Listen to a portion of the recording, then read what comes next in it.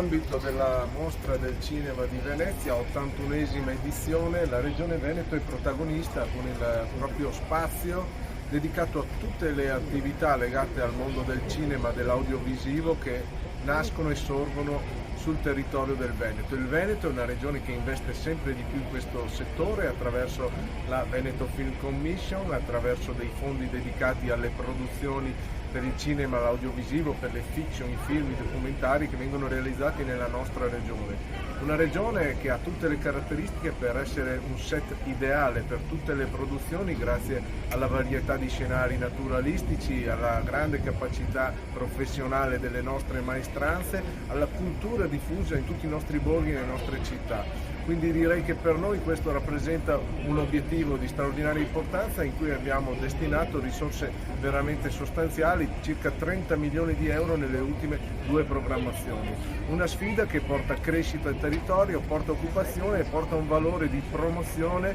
unico perché naturalmente possiamo fare conoscere anche quelle parti e quelle eccellenze della nostra regione che non sono così note e che sono da scoprire.